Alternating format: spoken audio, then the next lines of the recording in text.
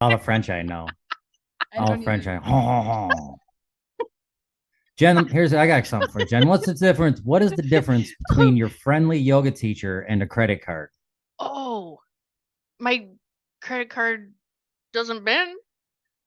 Your yoga teacher is a flexible friend, and your credit card is just a piece of plastic.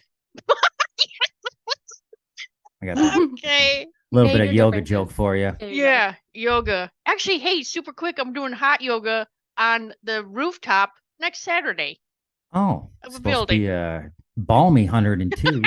You know, I would like to be closer to the sun when I do yoga. Yeah. I'm going to be doing shade yoga in my basement on the couch. I can't do hot yoga. I can't. No, I wouldn't be able to breathe. No. Mm-mm. So much energy. Put in your booby rocks. Live your best life.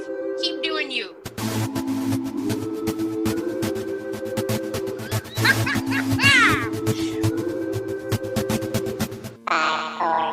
So much energy. Let's stick together with some high kicks. Wow, wow. All right, everybody, welcome to this episode of So Much Energy. It's me, Jenny McKinney, and I'm here with Jeff Jones in his new house. He's moved, he's back. And thanks for having me. I did move. I am back. We got all of our stuff unpacked. An hour and a half ago, my kid, the Wi-Fi showed up. They had to deliver it. The Wi-Fi showed up, Yeah. and our youngest hooked it up. So I left it up to him if I was going to make it to the podcast. All right. Yeah, glad you can make it. It was either Yeah. this option or a coffee shop, so Yeah, you were honestly, going I to be just- here.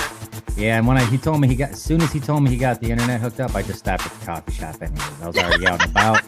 Like, well, So you're I going to was be already, up all night after I already had it in podcast. my mind that I was going to have coffee. You can't Yeah. let him deter that. Awesome. Well, hey, Jeff Jones, thanks for moving. We have a great guest here this week. We're so excited. We've been actually chatting now for like 15 minutes about inappropriate stuff. So we finally decided to hit record, and here she is. Hi, Lisann everyone. Valentine. Hi, Yes. hi. Oh my gosh. She's from Lisann, Brooklyn, welcome New to the York. show. Yes. Thank you, Welcome. thank you. Happy Brooklyn, to be New here, York. both of you. She doesn't have any air, so we're going to make it quick. No, not really. We're No, but I have a fan. It's Oh, perfect. Yeah. It's a fan. Yes. Yeah. Well, It And me speaking blows makes the two. hot air around. It's Yeah. great. She has two fans now.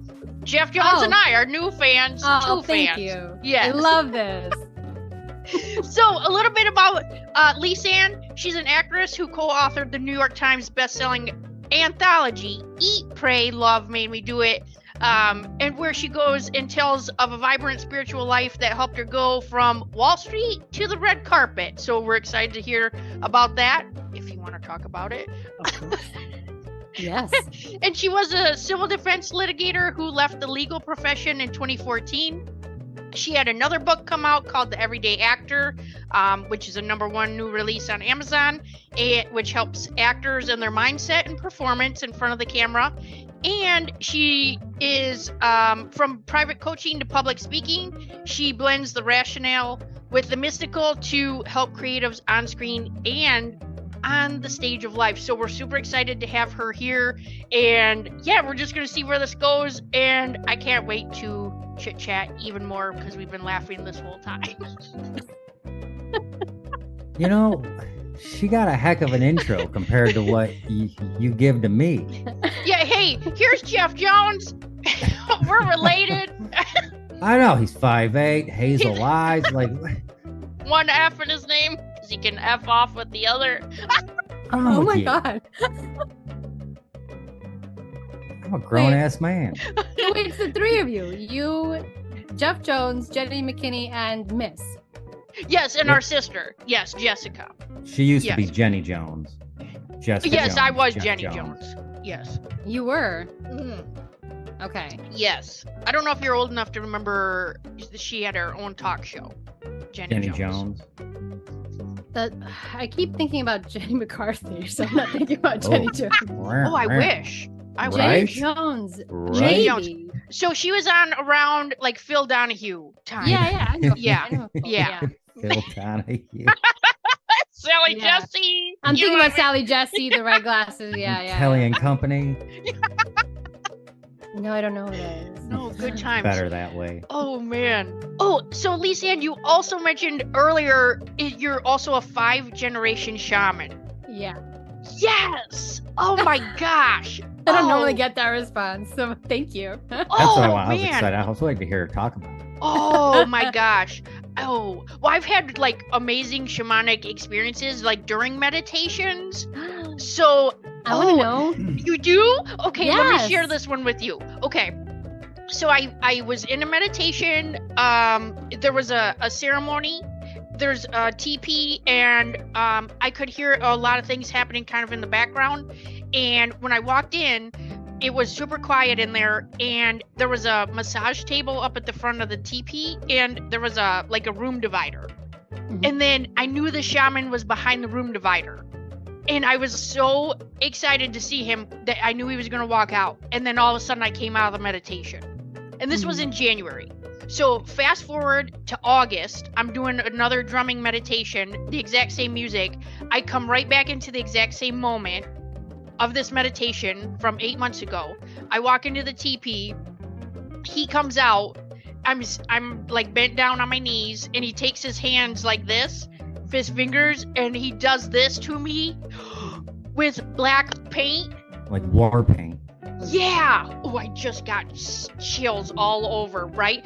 And then after this, he brings me out, and the ceremony had built this walk, like a bridge over the fire, and the fire was huge, and I had to stand on the top of the bridge with the fire. What does that mean? What is that? So I can tell you from an outside Does that mean burn in perspective, hell? Go to it hell? seems- What's that? It seems like a Lord of the Flies situation. Did he give you a conch? That was my best conch I could do. Sorry.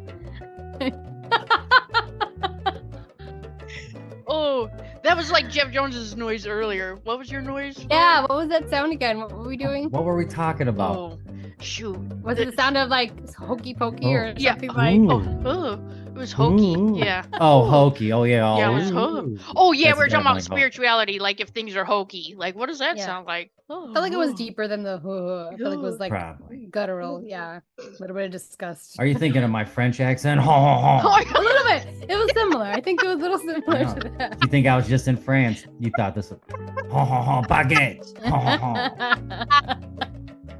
Right. Oh, man. So speaking of being in a fire, like bread. Yeah. It sounds like this is the second you're gonna have a series of these if you continue doing your drumming, your shamanic drumming. Yeah. So like just for the basic aspects, listening to that sound repetitively will activate that part of your brain with your pineal gland, your third eye, and Yeah. it'll get you into that state where Mhm. you'll have otherworldly experiences, right? Yeah. And so on the spiritual side, where I don't talk about like how technically things work, what you're talking about sounds like transformation. Yeah. Crossing the bridge, being a bridge between worlds, using the elements, allowing one aspect of you to die so that the next part can begin. Sounds Yeah. like you're going through a major shift. Yeah. Full of it. Shift. Full of shift. Mhm. What would cause her to have like a second part to that meditation? Is it just the music itself, or is it her own mindset at that time was similar to what it was 8-9 months ago? Or is it the music that puts you into the trance and that creates that ambiance?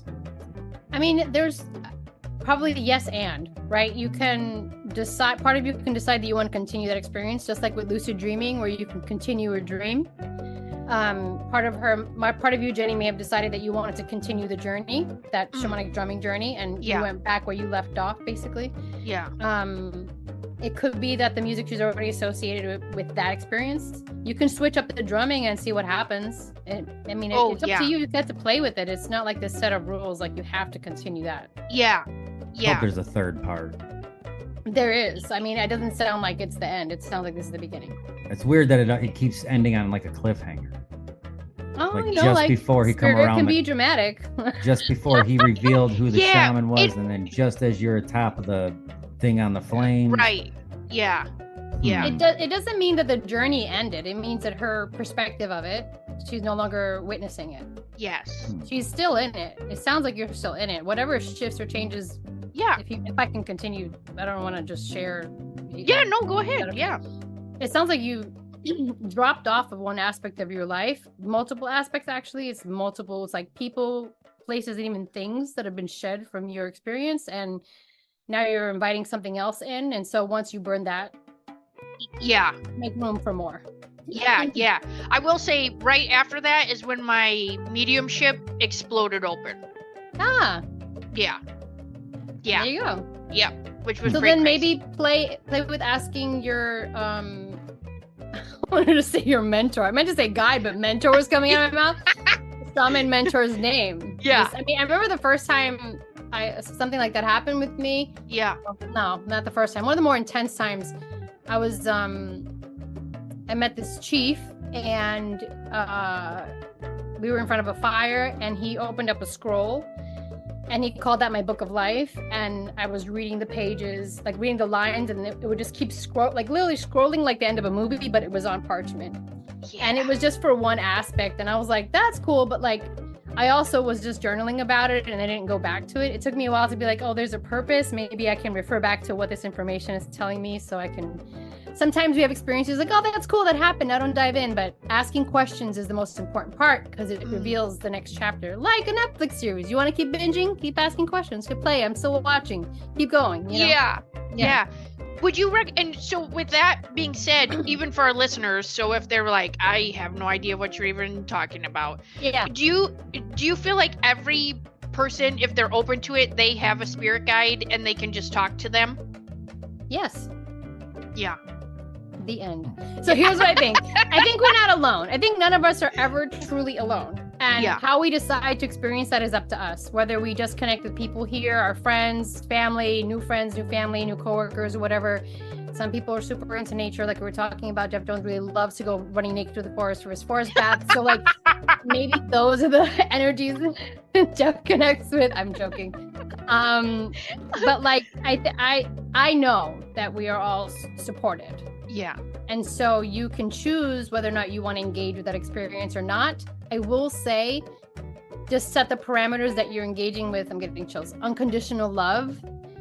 Because there's so much like that we have all grown up with on some level that associate fear with that.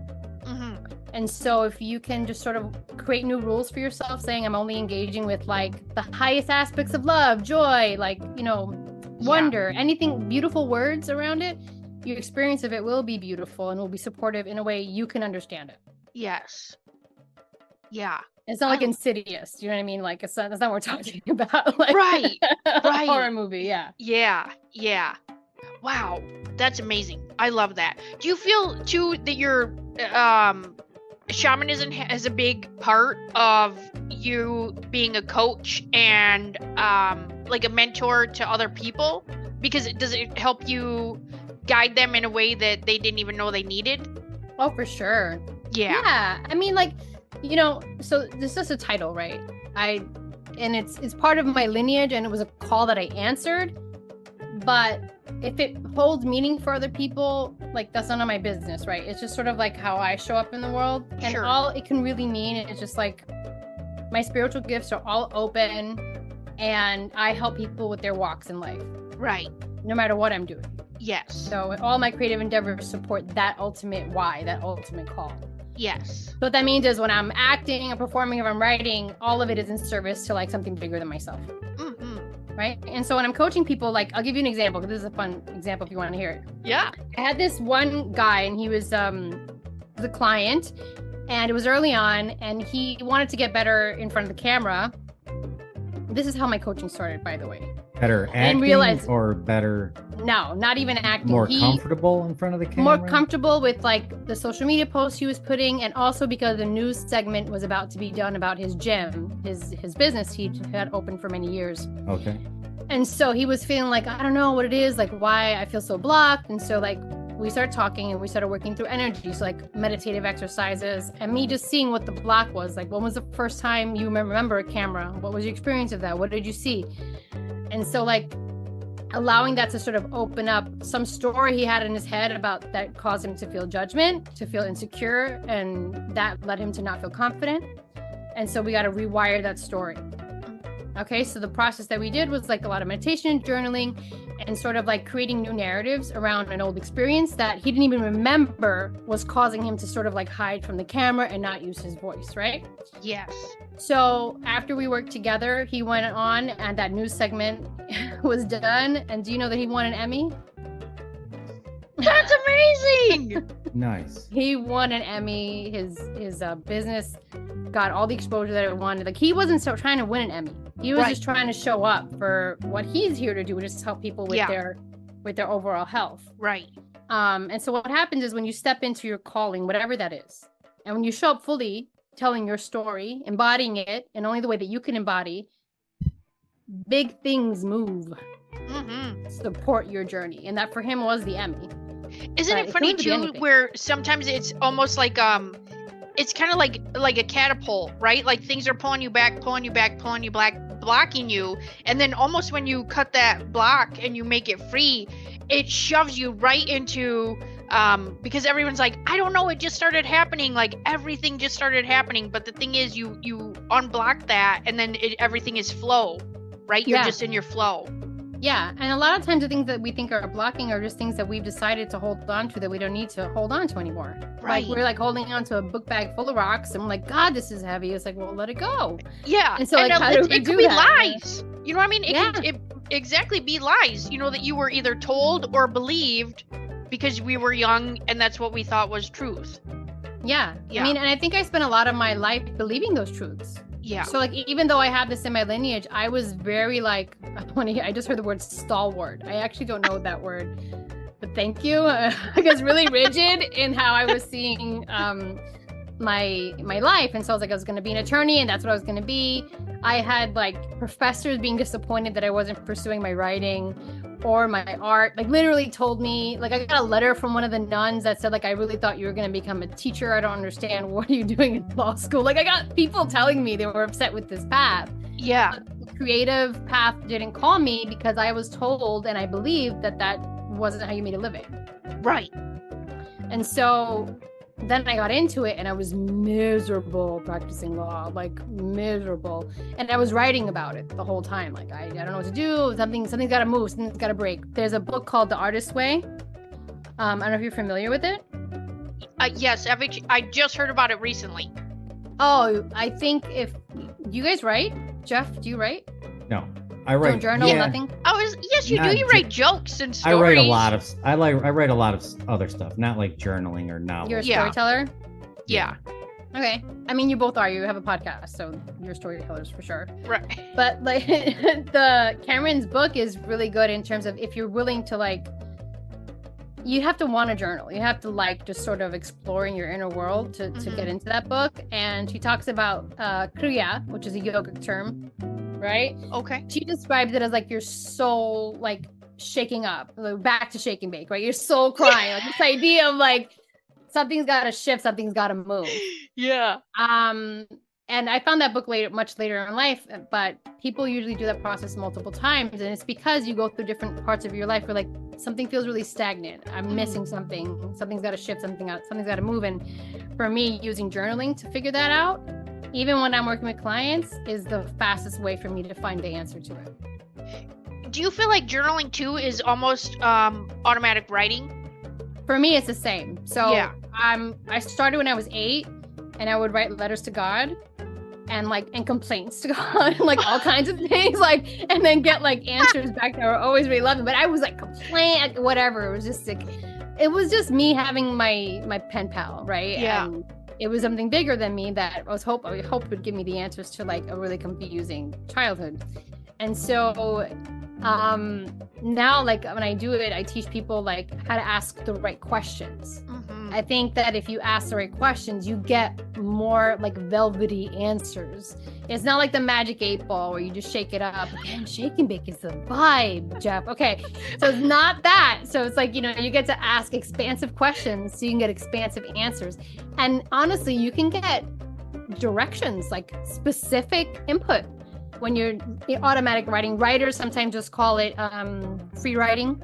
Yeah. Same thing, and you'll find that also in the Artist Way. I think she does that brilliantly. I do that again when I do Akashic Records. We're diving into journaling always. Yeah. When I'm working with energy, we're diving into just like writing out the questions and answers. Yeah. Yeah. Yeah. So, two things for the listeners. One, we had a whole conversation about shake and bake before this. So Jeff Jones, speaking of complaints, not necessarily to God, but probably to the shake and bake people, can you just share for the listeners like what the complaint was? Yep, Jen. Right before we recorded, I just got done eating dinner, and when I was preparing the dinner, I opened up a box of shake and bake, and to my demise, there was no plastic bag in the shake and bake box. They don't even put them in the boxes anymore. You just get packets of shake and bake. Good luck. Yeah. So you have to. So you ended So up you have to putting in make do. a And rubber we're glove. Still, yep, we're still moving. Plastic glove, not like a latex rubber glove. But yeah, I had to use disposable gloves because I was able to find a box of those from my kid's hair dye before I was able to find any kind of other. Although I was told by the other ones in the house, use a Kroger bag. Who is trying to shake up? Talk about salmonella. Who's trying to shake up? I'd feel like it. Anyways, I used a disposable glove because I thought that was the more respectable choice. I'm all hopped up on shake and bake right now. I had 2 pieces of chicken because the other kid wasn't even here to eat. You were fired up. Yeah. What is the shake and bake process? I have never used that product, so I'm assuming it's like breading that you're. It's just a applying breading, to but It's a seasoning. They have shake and bake for pork chops. Mind blowing. That's a game changer. Okay. I mean, you want to show up With at or the without the holidays. bag. Okay. I don't even know. It's supposed to be a plastic bag with the seasoning, Right, and then and you if just you're put gonna- the meat in there, and then you just kind of slap it shake it around, up. and It's that's the not shaking part appropriate. of it. But I really feel like this video should be somewhere. Like, What I don't get is how are you going to eliminate the bags out of the chicken shake and bake, and What leave if you them had in a the pork defective not chop. the box? pork chops? what if you had a defective box? Oh, what if somebody know- took it Someone out? took the bag. I looked down the box and it just said contents 2 packets. Can't guarantee 100% that it used to say 2 packets, 2 bags, but I can only assume that their quality control has gone downhill. Did you get this at Dollar General? Or No, this is where- straight up from the grocery store. Ah, Straight okay, I up was Kroger. concerned. This ain't some third party shake and shack Some shit. priceless. I know. Oh my god. Yeah. Shake and bake. Name Oh brand. my gosh. Podcast Okay. is not sponsored by Kroger's Shake and Bake or This is- Dollar General. Yeah, or your pissed off neighbor that does not want to see that, right? No, then No. yeah, neighbor across looking at me in the kitchen window. I'm shaking up, shaking, baking a disposable glove, looking like the weirdo of the neighborhood. I can only imagine the amount of people he's had on social media about this already around me.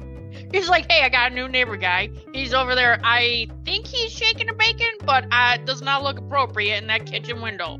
I Or will he's say, cleaning off his bowling ball. That's what we talked about. yeah, I will say this. I've been moving in this I don't house even for know. the These are past analogies. I don't. for the past week. I've been moving stuff from one house to another. Only one neighbor even like come over and said anything. Yeah. Yesterday I moved my chickens here and put their coop together and everything. Oh, all of a sudden everyone comes out of the woodwork, wants to talk to the stupid chickens. Oh. No one wants to talk to the goofy white guy half sweating his ass off, moving stuff. But all of a sudden you get a couple chickens in the yard and it's like, oh. You know who does not want to see shake and bake? Those chickens. Yeah. They do not.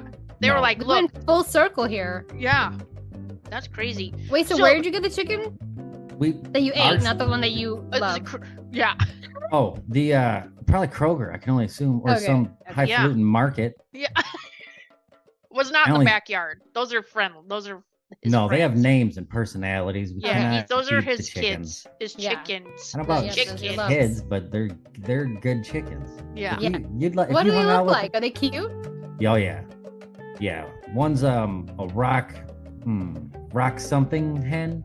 It's all black with white and black That's speckles pretty. all over it, and then Yeah. one that's Squeaks. She just squeaks a lot. We had another. We had 2 of them at one time. It was Pip and Squeak Mm-hmm. because they were the smallest ones in the coop, and then just Squeak is around, and then Creamer. We have one called Cream. She's just a white chicken, like a off-white, not like the white-ass chicken like Foghorn Leghorn, but like off-white, like a Manila color. Yeah. We call her Cream. I feel like We me also- and Jenny are on the same page a lot with a lot of things that you say. Yeah. We got her when we also got Java and Coco. We had 3 of them. We had Java, Cocoa, and Cream. And Cream's the only one we still have. Oh. How long do they last? Like, what's the lifespan of a chicken? I would, I want to say like 4 to 5 years, and these chickens are like 7. Oh, wow. They still lay eggs. Blows my mind they still lay eggs. They lay eggs the size of my fist. They're wrinkled, though. They come out wrinkly. Not eggs? No. I'm like believing you. I'm like, oh. We don't even like keep them just for the eggs. That's just a bonus. But like they're just good chickens. Yeah.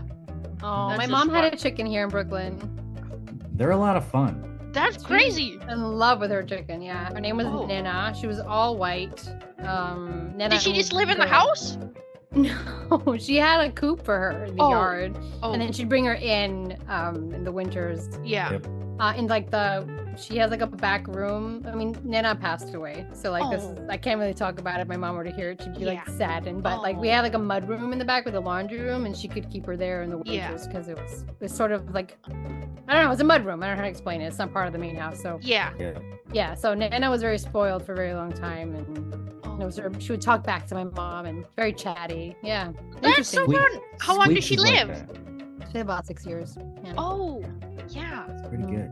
That's pretty good, yeah. That's pretty good. We actually got real nervous because we put ours into a giant dog cage that we had, like a dog pen, and I moved it here in my work van, and Andrea's like, I hope they don't have a heart attack on the way, because that seems like it's our luck, because we ordered them a new chicken condo. Yeah. Like they're moving from they just had like a pen with a chicken house I built them on our old property, and then here, because we're in the city, we just bought them a chicken condo. It's like they're downsizing, but like upsizing, leveling up, but downsizing, kind of like us. It's like instead of having like a few acres and a farmhouse, now we're like in the city with a small house and a small yard, but it's like better. Yeah. You know what I mean? Yeah. Like we're near stuff, we're near culture, we're near people, places. You don't have to go a half hour to the store for milk. You don't have to. Right. I just get on my bike, which I just got air in the tires today. Oh, wheel. Schwinn. Congratulations. That's the brand, not the feeling. Right. Both. Schwinn. Both. Well, it's funny is right before I got on, I look out the window and Griff, they just got back from playing a gig. His drummer was going down the road on it, just like he's just owns it. He owns it. He's out there riding your bike. Got a banana seat, ape hangers. Oh, sweet. You would. Bitch. You're gonna wear that with some knee-high socks that have a stripe around it? No, but when we're done Shorty recording, I'm shorts. taking it up to the skate park up the road. I wish you would. I am. Yeah. I'll take a picture, show you. Yeah. Great. All right, welcome back. Sorry about that. That was great. That's why she says 25 to 55. That's right. Yeah, 25 minutes to an hour 25. Yeah.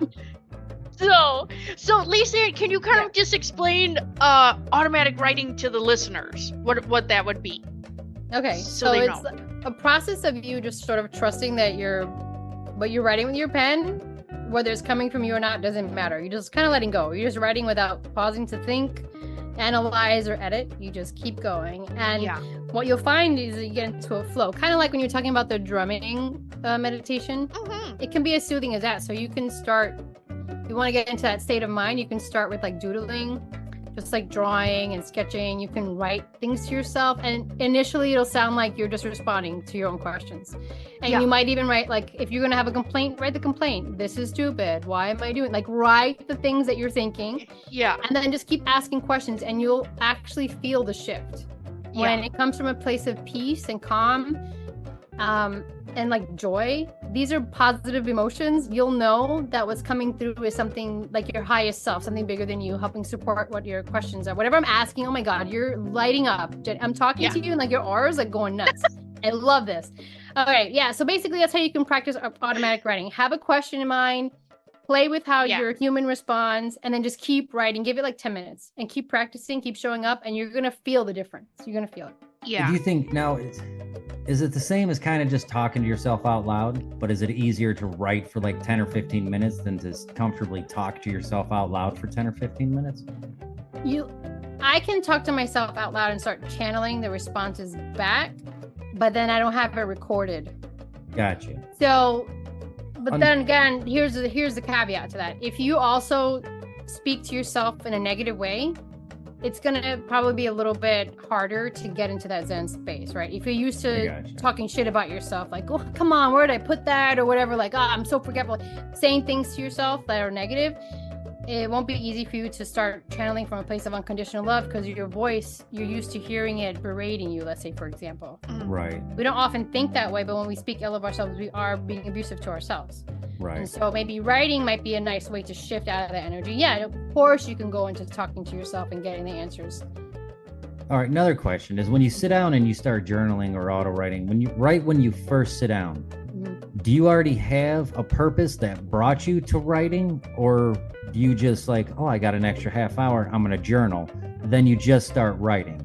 And then also, how do you know what to write about? Or how would you even start writing? Do you have to have a purpose before you sat down that made you want to start writing? Right. So I would say when you're first starting out, just bring something to write with you, get on your bike, go somewhere that brings you joy, and just start writing. I am on my bike. I am now at the park. I am overlooking the lake.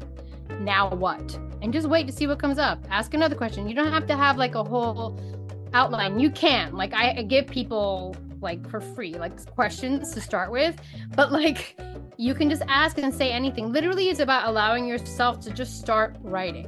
Anything. You can describe your bike in detail and ask, and then start asking bigger existential questions along the way. It's just to get you in the flow of it, right? Gotcha. So other people can meditate. Other people can say they have. I have never said I have an extra half hour. I was like, oh, that's cool. When do I don't. I just have to intentionally set aside a time. Like, got to do this now. Let me sit down. I gotta walk the walk, right? If I'm supporting people in this, then I have to make sure that this is part of my day. Like, I'm getting into that space for myself so that I can be a support, not just to myself, but to others. Gotcha. Yeah. Do you do that before an actual meditation, or would that be part of your meditation? So it can be part of a meditation. It can be the meditation. I can't always just sit down and be quiet. That doesn't always work for me. Sometimes I need to go for a meditative walk, like Jeff's nature baths. Yeah. Sorry, this is yours now. I do like you do this. Yeah. I just freedom. Freedom. Yeah. And so or I'll have to go boxing and just get into my breath. Or sometimes it's just journaling, where I just need to sit down with my pen and I'll just start drawing, and I'll just let that take me into my question asking. Or I also journal my dreams every night, because I get a lot of information from my dream states. Yeah. So yeah, it's part of my everyday. Okay.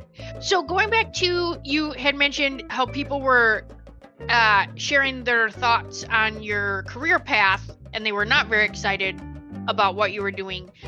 Can you share, did you have a story you wanted to share about a nun for about meditation? Oh yeah.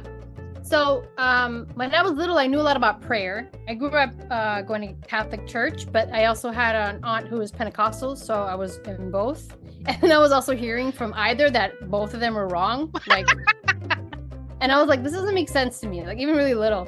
And then when a nun taught me how to meditate in high school, like literally it was like key, lock, door open. Like I was like, this is all the same. To me, it was all the same. This is prayer. This is union. This is like my highest self. This is all of it. I didn't have those words, but I did say, this is just like prayer to me. This feels just like prayer. This feels the same. Yeah. And because the way I prayed was meditative. And so when she taught me this meditation, and she only did it once, and I was obsessed. And so I started meditating every day, and on and off, like as I got older. I got into it again in my 20s. Deepak Chopra and Oprah had come out with something. Yeah. And I just started doing that. 21 day, it was like a 21-day challenge. I think it was early in my 20s or something. Mm-hmm. And so it was on and off. And meditation is like, literally, when I say key, lock, door open, when you meditate, you allow yourself to really quiet the noise of this world. And you can do it in different ways. Again, it doesn't have to be like just sitting on the floor being quiet. Not everyone's brain is made up to function that way, especially when you have no training. And so for me, like, this is how I get divine guidance. This is how I was able to shift through careers. This is how I end up writing books. Meditation is literally just like, again, key, lock, door open for me. Yeah.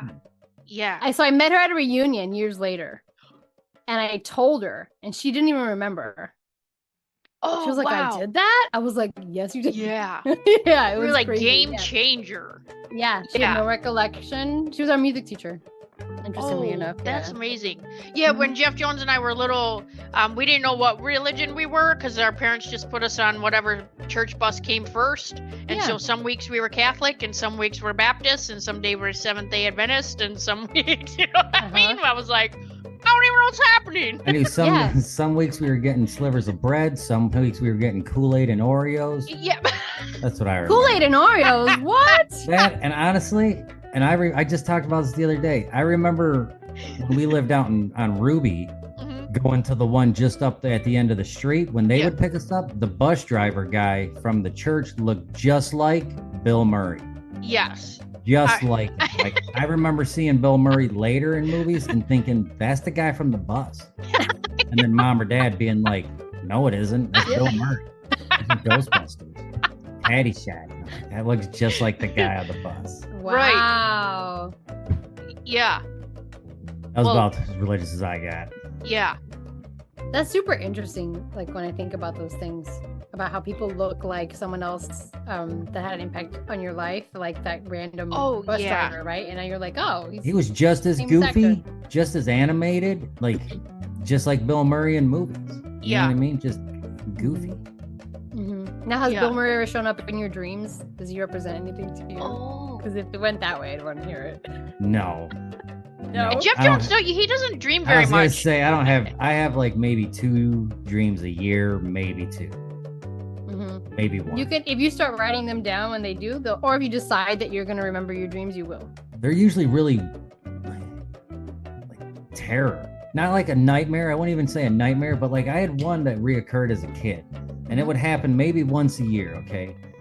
I'm on a roller coaster, and it's the kind that's just going over hills. And all of a sudden, my lap bar comes undone. And just as I go to say something, we go over a hill, and I come right out, and I wake up right before I hit the ground.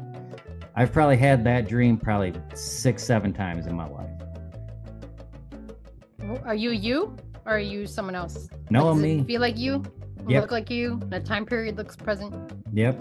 And I go to, like, even if we go to Cedar Point or an amusement park, I ride roller coasters, but every time I get on them, I remember that dream because I've had it so many times in my life that it just weirds me out.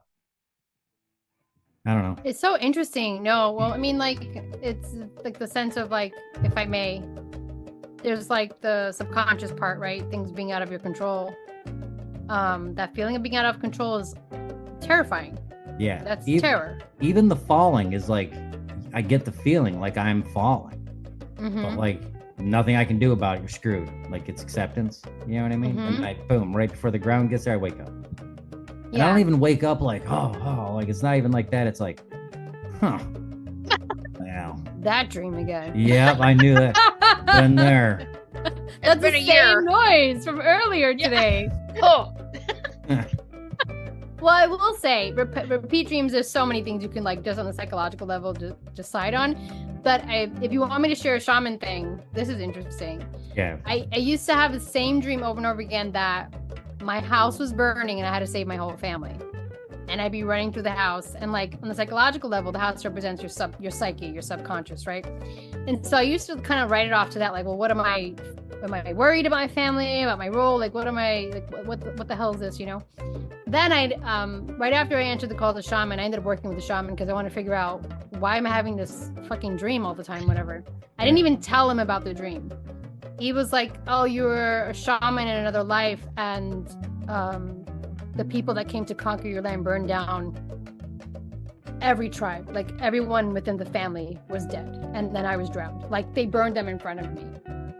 And then I was like, I started sobbing, like, during the session. Like, I wasn't myself anymore. I felt like I was that person that was grieving and releasing all the, like, it was so weird. If I could tell you how I was so interesting. But it really helped me release sort of the grief of that exchange. Sort of like, I felt in that past life, I'd failed my people because I was the healer of my tribe. And then they were bamboozled and burned to the ground.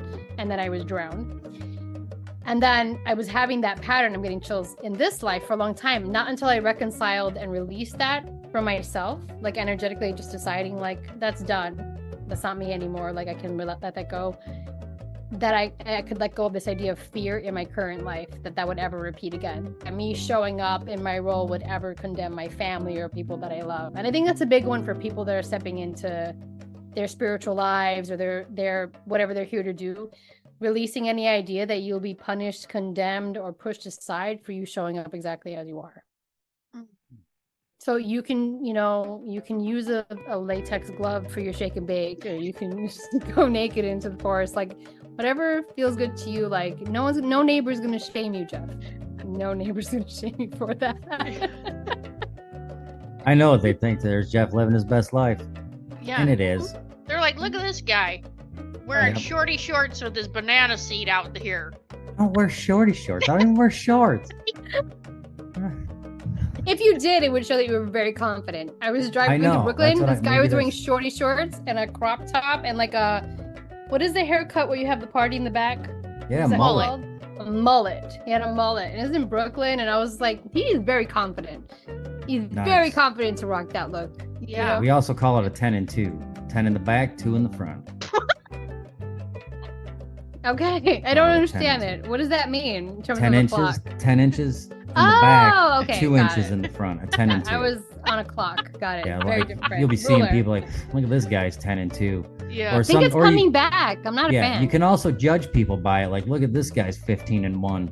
He's got like the spike up top, but like extra long in the back. You know what I mean?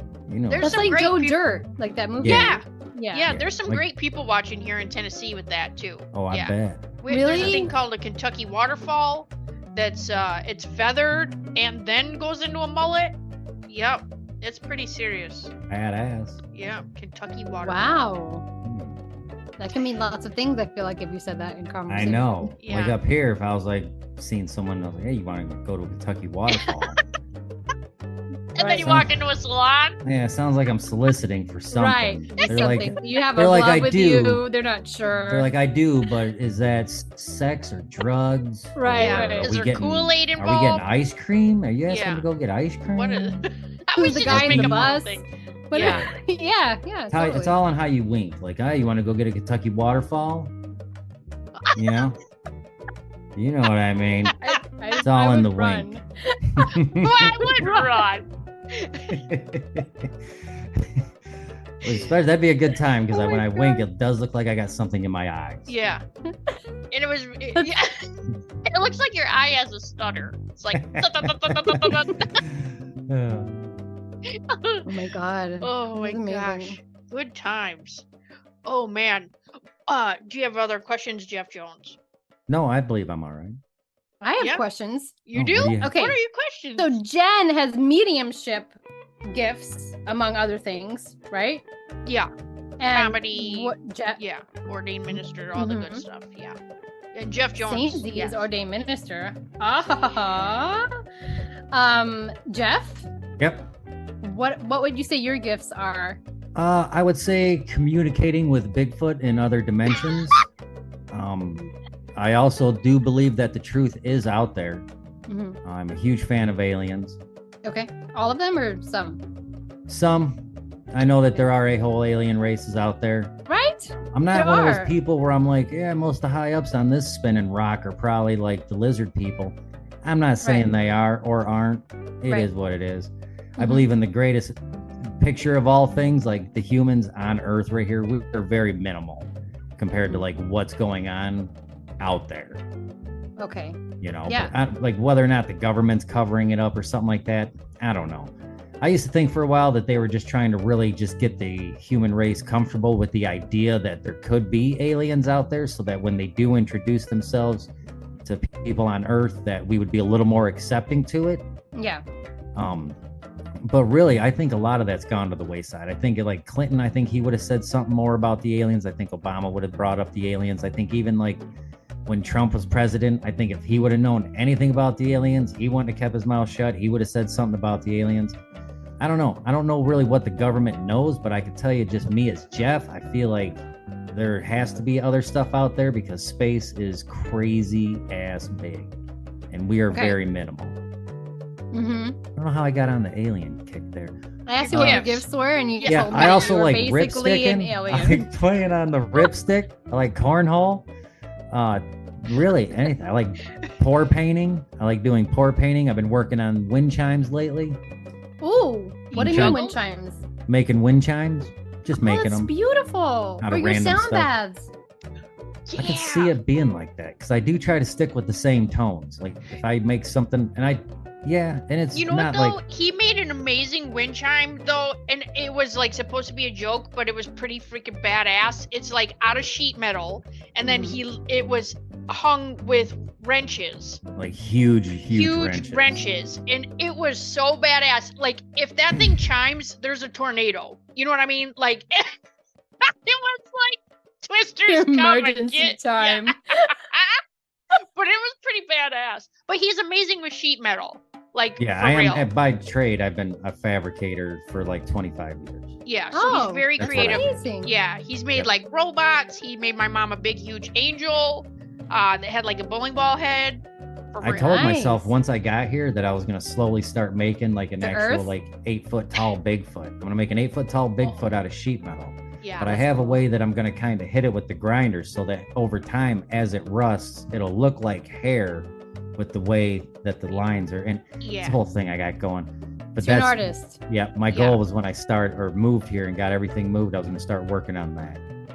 That's We also amazing. write comedy together, so I will perform the comedy, but him and I, we play off each other. So he'll start a story, and then I can we work it into like my style. But he'll have an idea, and then we just take it and start running with it. But he's written a whole show that I've done before, so yeah. And Do you ever feel like you channel it then? Either of you? You channel the content? 100%. Mine will come to me right before I fall asleep. Funny names, jokes. It's almost like the universe is like, hey girl, like we know, like this is it. You know what I mean? Mhm. Yeah. I What will about say you, Jeff? 90% of mine comes to me when I'm by myself, either in my car, usually in my car, or working. Yeah. Like, because if I'm just in the shop building something and I'm just welding all day and doing this and that, I crack myself up. I Yeah. ain't gonna lie. I think But I there, am yeah. I crack myself up most of the day by myself. Mm-hmm. And then we get random texts that start, it'll start a small story, then it like progresses into like a serious situation. He can take one word out of the serious situation and write a whole story about somebody, like, let's say if somebody's being served paperwork, right, from a court, he's like, which we were like, hey, she's been served. And he's like, well, are you talking about like paperwork or like a dance contest? Just a dance Like, contest? Right. Like, yeah. And then it turns into a whole spin-off. Like, like, well, Yeah. are they mad? Or like, because we need to be Honestly, breakdancing. I think How a much lot of cardboard time- do we need? I think a lot of times when that hits me and I just start going off is really just to kind of diffuse the situation. Yeah. If there becomes a situation, or at least like to take the seriousness out of it, to make it still keep it light so that people will still talk and communicate about whoever got served or whatever the deal is. Yeah. I think it's Yeah. like I don't know what they call that. Like a go-to. Avoidance? Yeah. No, like a- it's like a you're trying to crutch diffuse it. so that I don't No. have to deal with the seriousness of most Mhm. situations. I get a Yeah. lot of that from my wife because like I do make a lot of jokes about inappropriate things. But I think Mhm. it's just my way of dealing with it. Like I don't Mhm. if you don't treat it like it's that serious of a situation, it's not that serious of a situation. Mhm. You Which know, is but it's pretty great whenever though. Like you said, it keeps communication open though, because when it's serious, it gets uncomfortable, and then people might stop talking. But also, when I add a lot of shenanigans to it, it keeps it light to where anybody who wants to ask an uncomfortable question, instead of being how did getting served go, and if you want to come back and also know, I want to know this, but that's kind of weird to ask. Yeah. It's not weird after I say a bunch of shit. Yeah. After he's Yeah. talking about like 50 pounds of cardboard being spread out because somebody's having a dance contest, Yeah, and then like, we're you like, imagine having like the world's largest break dance. No, no, I can't. It's too big. I put too many rocks in my bra to be doing the worm.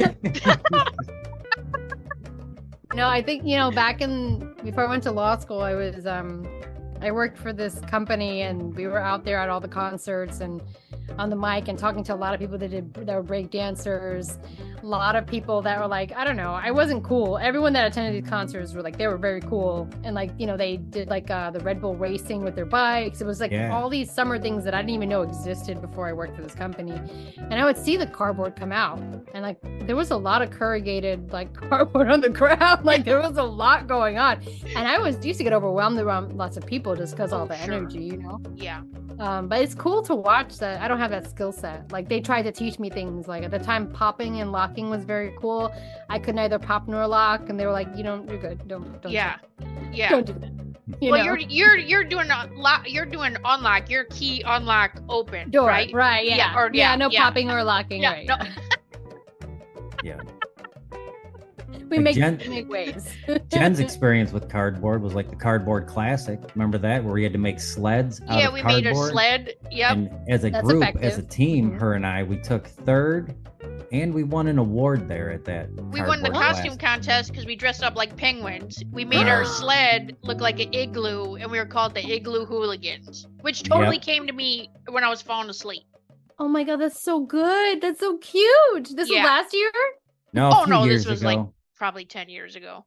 Still, I just seen the trophy when I was moving. Amazing. Yeah. Did you? Yeah, it was a spray painted Cracker Jack box they gave us. And we won $100. That's amazing. Yeah. Oh my god. You should reenact this. You should. We went down an actual ski hill is where it was at. Yeah.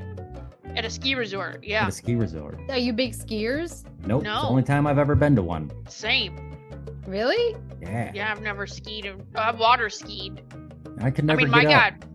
God, legs built like tree trunks. I should be able to get up there. You know I got legs built like index fingers. You no wonder. That's why your chickens are like, hey, he looks like us. You got chicken legs. Shake and bake, bitches. That's why they trust you. Right? Yeah. He's our leader. He's our master.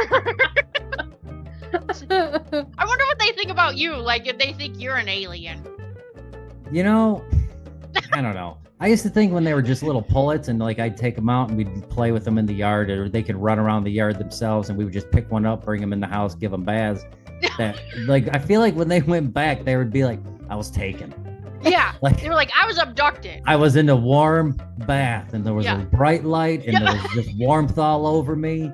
And then next thing I know, I was just getting ruffled up, and I couldn't see anything, and I was tossed back out here, and here I am. I was put back down on the ground. Yeah. That's total alien abduction story. It's a good story. It's a good story. Have you had those experiences yourselves? No. No. Oh, I astral travel a lot, though. Where do you go? Anywhere. Bathroom. I have to tell myself to stay in my body at night now, because I would just leave all night and then I wouldn't get sleep, and then I'd hallucinate the next day because I was not sleeping. Oh, okay. Yeah. But I've been to I've actually been to somewhere like the in-between, I guess I would call it, where like our cousin passed away, and I was standing in this building, and she walked up right behind me, and the lady I was talking to, my cousin came up with the clipboard, and she was like, blop, blop, blop, and she's busy, and, had her little pencil skirt on, and then she walked off, and I said, oh my God, you could see her? And she's like, yeah, we can all see her. And then I all of a sudden was like, oh no, I'm in dead space. That's what I heard. And I was like, I was where all the people that had passed that were busy, I was like in there seeing all of them. Yeah. Which was crazy. Mm-hmm. Yeah. And I was like, oh no, get out. That's what I told myself. So I was like, get out. God. Yeah. They'll kick you out if you're not supposed to be there. My sister's gotten kicked out of places, interestingly enough. Yeah. Because she just doesn't, she travels like not in awareness. Yeah. So she'll, like, similar to the way you're describing it, she'd be like, I have to get out. Like, she just knows. Not me. I'm like, I'm fine. Like, I go where I want to go. And then they're like, I'm going to hit the eject button. Yeah. That's how she describes it. Yeah. I do a lot of, I think I do a lot of healing on people. Like if I'm thinking about somebody or doing like Reiki on them, I feel like I go there to them, and do it. Mm-hmm. And then there's also times where I've had like telepathic conversations with, people, things, gone to places, know things that I don't know how I would ever know that. You know what I mean? Mm-hmm. Yeah. Yeah. Yeah. So what do you do with it? I just come back and go, holy shit, that was crazy.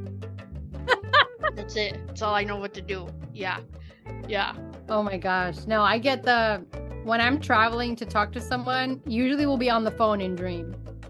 Like it'll be in the dream and then we're on the phone, then we're hearing each other's voices. Yeah. And typically when that happens, I'll reach out to the person and they'll be like, I had a dream with you too. Like, I'm like, okay, Yeah. so we were figuring something out in the astral plane, you know? Well, and I don't know if this is happening to you right now, but because energy is so, I guess, like, I don't know if the veil's just so thin or everything's happening so fast.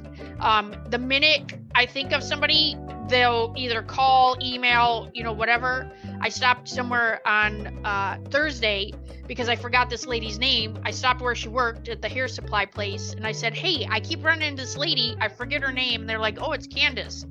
No shit, like 2 hours later, I'm driving down the road and Candace literally pulls up next to me downtown and was beeping her horn and she's like, hey girl. And I was like, oh shit, it's Candace. Like I stopped to get your name this morning. You know what I mean? Like, that's not a coincidence. No, it's just like, like what I'd say to my friend, like we have very good T-Mobile. Like I just said, like, and it's very strong and like we're getting the pings, and so we're responding to it. Yeah. It's just really good phone service. It's you're on all the time. 5G. And manifesting too, everybody's doing it. It's how they're doing it or what they're doing it for, right? So, positive, negative. I mean, I guess that if that's how you want to see it and call it, but it just is. But you were talking about that. I saw your post before we got on. Was that 7/7 portal? What are you manifesting? You're asking your audience. Well, so what are you manifesting? What are you both manifesting today? It's a big day. Today, so today's 7/7, and then we hopped on here at 7 p.m., which is pretty awesome. That was the first thing she pointed out to me when we got on. Yeah, I was like, it's 7/7, it's 7! And he's like, okay. That's perfect, though. That's great. 777, jackpot. Yeah. You go ahead, Jeffy. What are you manifesting? I suppose just having just a new beginnings, only because we've lived at the same house for 15 years, and then we just moved yesterday. Got all of our stuff moved into the new house. Yeah. And we're doing pretty well. I don't want to sound too loud. Everyone's whole attitude has changed for the better. Everyone's so positive and getting out and about, and just we were living so far out into horse country, there was nothing around. My kids grew up there, and they were even at the point where like, I don't want to walk around the woods anymore. Like, I hear you. I hear you. Now there's new stuff and and now we're in like a populated city, and there's like a skate park a half mile from my house, and coffee shops and record stores, and it's just everyone's whole attitude has changed, and it's great. Like, oh my god, a lot of energy moving to that when you're talking about it. Like, I love it. I love it. It's just, I feel like we were all as a family and unit just stagnant, and we had been like that for so long, but I had tried to change it like 3 or 4 times over the years, and I always got resistance, either from the kids or a kid or the wife, or no, we can't move, we can't do that yet, and then all of a sudden I come back from out of town working, and they wanted to have a family meeting, and everyone was like, we need to move. And it was like, soon, I'm like, you serious? And as soon as they mentioned it, I jumped into action. And like, boom, bought a house. Here we are. We're in an area that it is just, everyone's whole mindset has changed. And plus, I think a lot of that also has to do with when we were packing, before we even found a place to live, we rented a couple dumpsters and got rid of like half of the stuff we own, because I assured them, wherever we go, we're not going to have this kind of property and house, and like, we're not. And I was fine with that, but I just wanted to make sure they were fine with it. And just honestly, hearing the kids talk about, obviously the sentimentality of like the stuff that they had seen that they didn't realize was in their closets or in the band room or in the game room, and just getting rid of stuff is just like decluttering everything, and then getting here and realizing like everything they have is all stuff that they want at this point in their life. Right. They're teenagers, 19 and 15, and like they were getting rid of stuff they've had since they were 8, 3. You know what I mean? Even the 19-year-olds, like, I wore this shirt when I was 14. Like, you know what I mean? And he's like, I don't need it. We just got rid of stuff, and it's just to declutter. And now that we're here in a new house with just the stuff that we wanted to bring with us, is great. Yeah.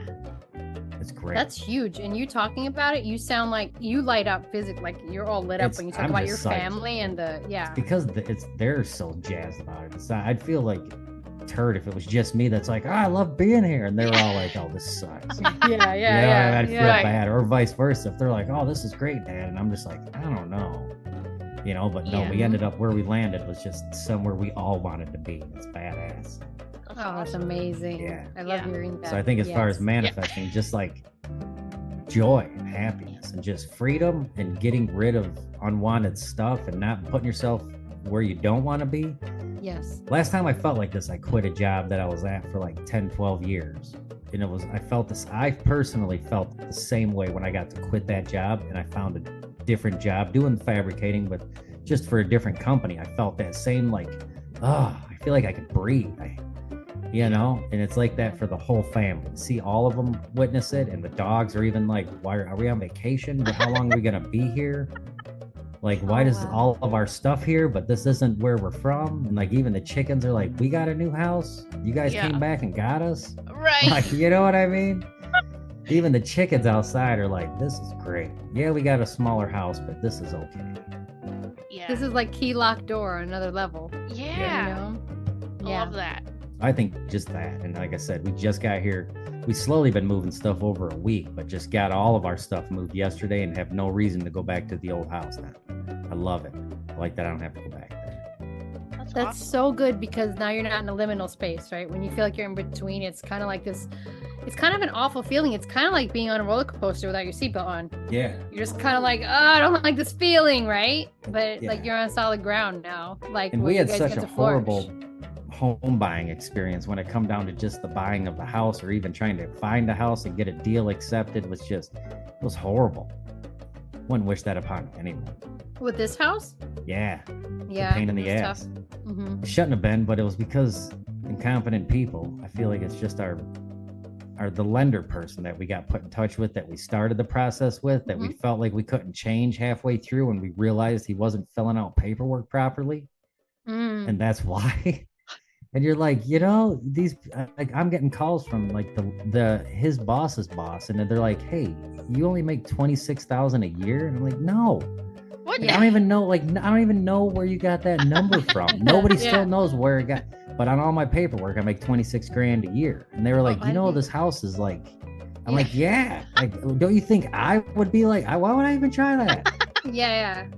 That's interesting. So wait, was there an opportunity to leave this person? No. I mean, with the exception of like, we just didn't want to deal with them anymore. But it came down to like, look, if it doesn't happen by this time and said place and date, if it doesn't happen like he had promised for like the third time, I'm done. I'm not getting this house. We'll find something else and we'll start a different process. And it happened only because his boss stepped in and took him out of the equation. But it was just like, I didn't want it to have to come to that. But it was like, dude, you just do your job. All you got to do is your job. It's the same thing you've been doing for years. Why is it so hard? Right. Maybe that person was done. They got a push where they needed it. He just started at that company. And he got recommended by the realtor who dealt with him for 10 years when he was at a different company. And they got along good. They jived well and this and that. And then at this company, this was like, he just started there right before we got put in touch with him. We were one of his first clients, and I felt horrible. That's why we didn't say anything, because he just started a new job for a new company. But it's like, dude, get it together. Dude, you suck. Yeah. Like, just do. I know. Sometimes Yeah. people do suck, and then you're like, I don't know what to tell you. And it just got to where the wife and I were like, look, we'll just put it in fate's hands. If we're supposed to get that house, and it'll happen. If we're not, then we know, and it happened. We got this house. That's amazing. I'm glad it worked out, even though it just was seemed stressful. like chaos. Yeah, it was stressful for like 2 months, and just dealing with just this house a little over 1 month, specifically on just this house. Yeah. It's funny. I was in this. It's not connected to what you're talking about, but kind of is. I don't know why I keep thinking about her. I did this horror movie, and it was great and terrifying. But the person who is cabin in the woods. Basically, and I was sequestered in the woods for the duration of the shoot, and which is interesting when you're a shaman, things that happen. So the assistant on set, at the time she was the first AD, and by week 2 she was no longer the first AD. But what happened in the interim was that like she was very overwhelmed by the process, and she couldn't get it together, even though people were telling her to get it together. And then I remember one night we were in the van, and I was like, I just decided to talk to her because she was driving me back to where I was staying, and I was like, so I'm just gonna talk to you like a human, not like someone on the call sheet. Like, I'm just a person talking to you. And I was like, this job doesn't define you. It's just a job. And you don't have to do this job. There are other jobs. So whatever happens here, and like this woman broke down crying in the van. And I was like, okay, yeah, so cry. Because like whatever you're doing is not working. This holding it all together, this is not working, whatever. And then I'm really thankful that we had that conversation, because unbeknownst to me, she was let go the next day. And I don't know what state she was in, like mental state, and how much weight she put on her role in a movie. At the end of the day, it's just a movie. It's just a job. Like, you don't have to do this. And I think it just goes back to like listening to yourself, and like, don't let anything steal your joy, especially you. So like, let's say this person like went to this next job because it was a better paying job and was already unhappy and didn't fit into the dynamics, and it was showing up and work for you. And his failure to show up and work for you ended up being the catalyst for him to get out of whatever that role was, because it just wasn't a fit. And the reason why I share that is because like, I feel like I see life as like, sometimes as a poem, sometimes as a puzzle. Like, you start seeing why things happen the way they do, even though it's inconvenient to us at times. It might be for a bigger purpose. When we surrender, we're like, okay, I'm gonna let the chips fall where they may, and we're gonna see where this goes. And you never know, Jeff. I know it was like really uncomfortable, but it probably served a greater purpose that maybe you'll never know. Right? Yeah. Hopefully. I love that you shared that story too, because I'm sure there's some listeners that feel stuck, or like that they have no choice. You know, and really you have all the choices. You just are limiting yourself. Yes. Yeah. Yeah. You're looking at it from a very narrow perspective. Right. Just turn around. There's a whole world. Yeah. Well, how about you? What are you manifesting? Oh, I think the word is alignment, right? So like, I started my year with liberation, which had to do with like abundance and just sort of feeling free in that realm. Mm-hmm. Then in the middle of a conversation, I was like, yeah, because my word's alignment. And I was like, where did that go? That's not my word. Like, what? I didn't know why I came up with that or whatever. So I think it's aligning with the right people, the right opportunities, to allow myself to like show up more in this role. I was hiding a lot as a spiritual coach. I was like, you ever see the movie, is it Hitch? Where he's like, Will Smith is kind of like a secret, like, he has a secret card and people reach him by some mystery, find his card. I was like that as a spiritual coach for a long time, like by word of mouth, and I'm not really sharing what I do. And so I think alignment is a lot, letting me connect with people that like, that feel like we could jive and talk about spirituality in a fun way, right? And let our superpowers be known. Like, you guys talked about your gifts. That matters to me, because nobody really talks about that. No one, well, in my world they do. I don't know if it's common to be like, I'm awesome at this and that, and this is what I'm interested in, blah blah blah, and like feel safe to do that. And so I think that's what aligning me with other souls that do the same, so we can amplify each other's voices. And as I say that, my ears are ringing. So I think me too. For real. I've had I don't know if you've had this, and if this is like a spiritual awakening or if it's just like a bigger something, but I've had this feeling of like a portal opening on my right side for probably about 6 years now. This year it's super loud, it's super close, and I feel like something big is happening in August. I don't know why that keeps coming up. Lionsgate? 8. I don't know. I just keep seeing like infinity. You know what I mean? Like 888. Yeah. Oh, I just got chills. Yeah, it is. Yeah, it's 8th month. I'm in my 8th year because I'm 44. So I always tell people I'm 8. Yeah. And I wish I could show you this license plate in Puerto Rico. I was just in Puerto Rico. It was 8888 across. Oh. And I was like, this is so freaking cool. That is so cool. Yeah. So I would say like lean in. Yeah, 100%. So my manifesting is just surrendering to whatever's going to happen, because I feel like if I try to like figure it out, I'll be limited, and I won't believe whatever, because it's gonna be bigger. It's one of those, like, it's gonna be bigger than I could have ever expected. Mhm. Yeah. So wait, you saying it? What's the color of the portal? What'd you say it was? Oh, I didn't say it was a color. But it's loud. It's actually, like, I guess if I had to put a color on it, it's almost like universal, like Milky Way spinning kind of Mhm. colors. Mhm. Lots of blues and purples, for Yeah. sure. You can play with it. You can play with going through it. Yeah. Oh yeah. I just It's got showing up to you. Why not? I know. I think it's one of those, like, whatever I've been holding back. You know what I mean? Yeah,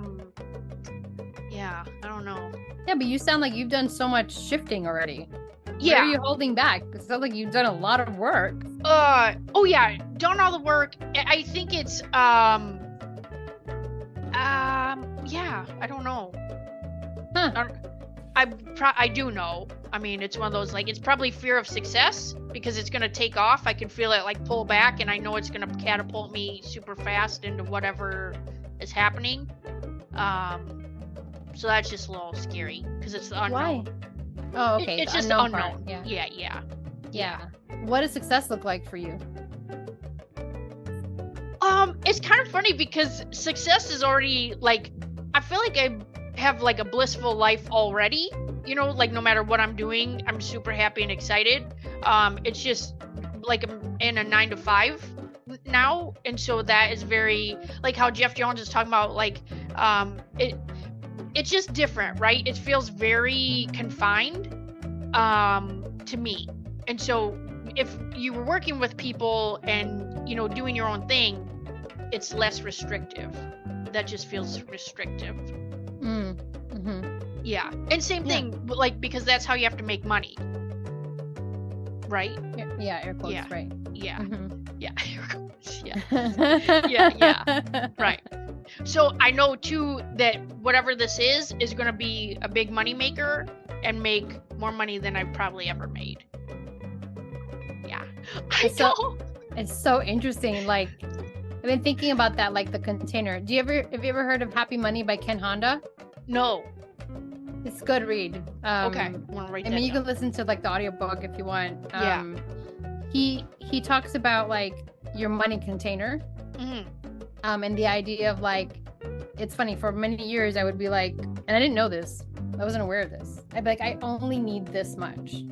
Yes. Basically, like, literally unawares would say, I just need this. I just need this, and then I would get this, and I'd be fine till the next time I needed just this much. Like, and it was like, if you're manifesting more, you got to stop holding your hands so close together and, like, open up your container to hold it and magnify it and multiply it. Yes. Right? Like, open it up. And that visual really, really struck a chord in me. Because so many times we grow up being taught, like, you know, don't be selfish, or, like, don't ask for too much. That idea of, like, wanting abundance was sort of, like, almost wrong. Yeah. Like, not to, because why are you thinking that you even deserve that? There's a lot of, like, programming around that, and it's like, actually, no, I'm allowed to open my arms really wide open. Right. I know that I can be trusted with this overflow that's coming to me, and that I'm going to use that to not just support my needs that are going to be met in overflow, but those that come into encounters with me. Yes. Like, do you know what I mean? And so we get to magnify that together. And overflow can look however it looks. It's more than just the finance, right? Yeah. Abundance is the feeling of being in home where everyone is happy. Right. Where everyone can tangibly feel like they have space for more, or like you're doing work that you love that's blowing up and actually bringing joy to people. Yeah. So, I mean, I think, like, it's all of this whole conversation is, I think, been a lot about, like, shaking up a paradigm that you're so used to that keeps you confined, that lets you open up to more. Yes. I think that's kind of like where we started with chicken, but I feel like that's where we landed on, like, shaking shit up, you know? Yeah. I really feel like I'm here for, like, to share laughter with the world, and on a frequency level, though. You know what I mean? Yeah. I think that's your portal, though. Like, I'm telling you, I think you should play with it. I think you should jump in it, see what happens. I'll do it. I'm doing it tonight. I think it'd be hilarious if you jump in it and then you just come out of your own pantry. And you're like, really? All these years? And that was just a... And it was just like a little, U-turn. Yeah, you jump in it and you just end up like in front of your washer and dryer in the basement. You're like, God, it's just a quicker way down the stairs. I was like, but then your washer and dryer are like upgraded. And you're like, wait a minute. Right. This is a different washer and dryer. What just happened? And then you're like, oh, this is cool. The laundry room is amazing. Shit, I knew I was magic. I knew it. I knew it. Ever since you brought up your portal and she said go in, and I thought, she's just going to end up in her pantry. Yeah. Well, there'll be some shit, and you'll be like, looking at a bunch of cereal boxes. Oh, yep. Look at everything's shake and bake boxes with no bags. Yeah, just tipped over. Maybe they have bags. Maybe this is the upgraded pantry. This is where you store things for overflow. Your pantry. So you know what? World. That's my alternate dimension. Yes. Yeah. You step out of your pantry and into your laundry room with all the help you hired to support you. Oh my God, and my personal chef. I love this. Oh man. Yes. Come on, Portal. Let's do this. Oh my gosh. Have you seen that show called Ghosts? No. Well, it's a TV show, and it's about like when you die, whatever you're wearing is what you have on when you die. Did you hear that? Did I hear it? Just now. Did you hear when you said that? No, what happened? I heard like feedback. Like, in my ears, yeah. No, weird. Oh. Okay, go ahead. Check it at 1:30. What? Just check it when you listen to it. Yeah. Okay. No, but it's like, so when they're laughing because they're like, when the ghost ascends, because they're in like a holy spot, they're like haunting this house, and they have to stay where they die. And so when they get ascended, it's called they're getting sucked off. And so that's every time I think of my portal, I'm like, God, I hope I don't get sucked off if I stand in and like. Oh my God. Yeah. So we were at a wedding this weekend, and we heard a loud noise in the church because somebody swore in the church, and I was like, oh my God, somebody's going to get sucked off in here if they keep talking like that. Like, but you can't be yelling that because if you're not, no. I would not recommend those words but you should see that show. You should see it. It's pretty funny. Is it a comedic show? Yeah. Like with all the people in the house? Yeah. The girl from iZombie. Yes. Do you remember iZombie? Yes. No, that show was amazing. Yeah, I love that show. Oh, yeah, so I haven't seen it. I've been interested to watch it. You should check it out. Cool. It's really, really funny. Yeah. The characters are so funny on there. Okay. It's like second season now, right? I think 3. 3. Okay, yeah. Yeah. Or get on the show. Why don't you do that? Let's do that. Let's manifest that. Okay. Let's do that. Let's see if it happens. Then I'll come back and be like, we did it! Shit. Lisann comes back and she's like, girl, I'm guess who what show I'm gonna be on. I'll be like, oh shit. Like she's like, I'm on Ghost. My character choked on Shake and Bake. Yes. Like, Jeff, they need to give you a writing credit. They heard it. Oh my gosh. Do you have any shows coming up, or you can't say? One is looking for distribution. It's the horror film Candlewood, and then the second one is in the film festival circuit. It's called Don't Bring Empanadas. It just aired at a film festival in New Jersey, so I don't know where it's Don't bring them? That's sad. Don't bring them. It's a comedy, yeah. Oh, yeah, I was like, don't bring them. Why? No, you should bring them. Can't. In this movie, you cannot. Oh, no. cannot. Okay. No. It's a comedy. So. Yeah. That's fun. Yeah, it's fun. So that's what I got. If you want to watch stuff I've done before, you can scour them on Netflix. I have as many credits as I am old. So yeah, I love that. What I know we keep talking, but can you just share like what your favorite acting part has been? I think my favorite one. I have a few. I mean, I really enjoy what I did in the movies. Yeah. The ones I mentioned. I think I had a full circle. Oh, this one is good. Okay. Because I think we're all the same generation, I'm going to guess. So there was a movie growing up called Mannequin. Yeah. Yep. Okay. So Andrew McCarthy played the guy who was in love with Kim Cattrall's Mannequin, who was from Egypt, which if we're in the 7/7 portal and Isis, the goddess, like there's a lot of Egyptian mythology happening in today's day. And Sirius, so alien stuff. Anyway. Yeah. So in this movie, she's an Egyptian goddess, whatever. I was in love with him, right? And I was like very little. I don't know, maybe 6. I don't know how old I was when we watched this on VHS. And I was like, I love this movie. Also because I thought I was from Egypt. So I was like, therefore we are meant to be together forever. Me at 6, right? I am on a show called The Blacklist. And I see a director's name, but I don't put two and two together that this is that Andrew McCarthy.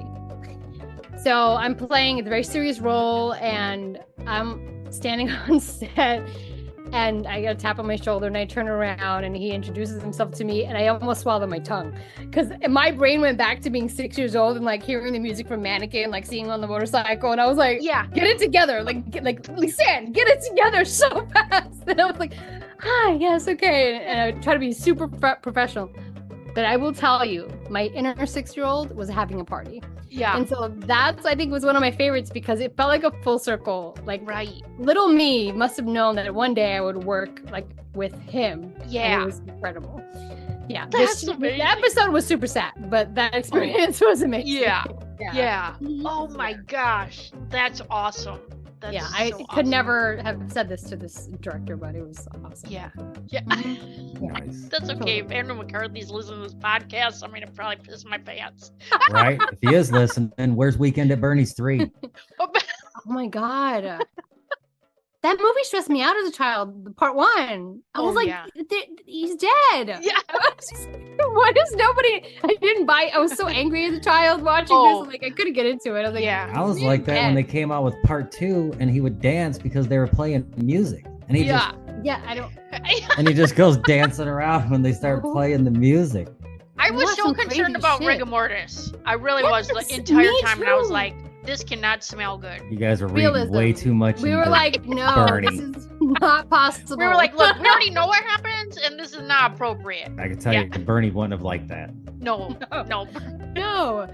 Who was the actor that played Bernie? He's famous too, right? Like now, I don't even know. I don't remember the guy's name, but I don't remember know. Remember his face. Andrew McCarthy, and I remember his pal in The Weekend at Bernie's, and I knew that guy's name for a long time, but I can't remember it. Yeah, I don't know. Yeah, I don't Mustache. know. That was upsetting, I will say. Yeah, yeah. Oh, Weekend at man. Bernie. Good stuff. I know. Well, Lisann, we're definitely going to have a follow-up, and you can come back anytime. You know, if you're like, Yep. "Hey, I'm bored," unless you have 30 minutes or 60, 90, whatever, and you're like, "Look, maybe instead of journaling, I'm going to skip and I'm just going to podcast with these turds." Thank you. That'd be amazing. I love Yeah. it. Yeah, do you I like love it. games? Do you like games or game shows? Like board games? Like, Or- I don't know. We do games on here every now and then, and we always need participants. Like what? Like Would You Rather, or what else have we Cryptid done? or essential oil? Yeah, Wait, what?